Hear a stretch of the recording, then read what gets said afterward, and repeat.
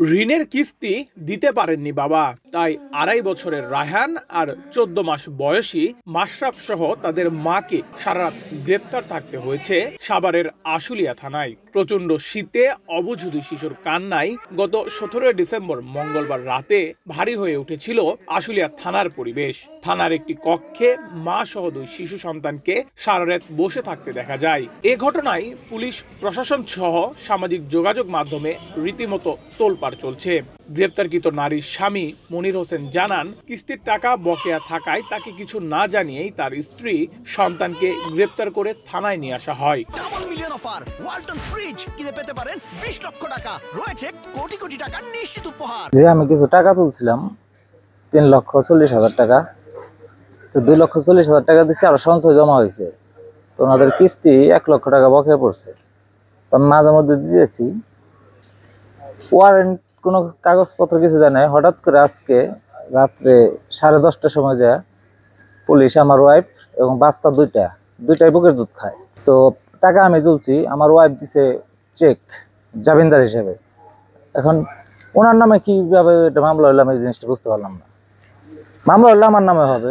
খোঁজ নিয়ে জানা গেছে, বছরখানেক আগে the Dhaka mercantile bank cooperative limited নামের একটি এনজিওর পল্লী বিদ্যুৎ শাখা থেকে 3,40,000 টাকার ঋণ নেন ওই নারীর স্বামী মনির হোসেন।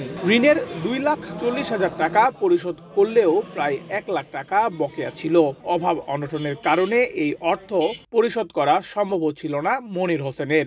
এক পর্যায়ে বকেয়া অর্থ আদায়ে এনজিও কর্তৃপক্ষ চিফ মেট্রোপলিটন ম্যাজিস্ট্রেট আদালতে মামলা দায়ের করে। ওই মামলায় ঋণ গৃহীতা মনির হোসেনের স্ত্রী হানিয়া বেগমকে আসামি করা হয়। পরে পুলিশ দুই সন্তান সহ তাকে গ্রেপ্তার করে থানায় নিয়ে আসে।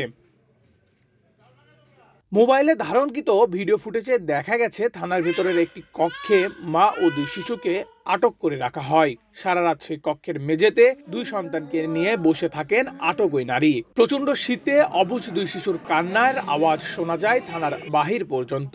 খবর পেয়ে থানায় ছুটে আসেন মনির হোসেন। তিনিও স্ত্রী সন্তানের সঙ্গে থানাতেই রাত কাটান।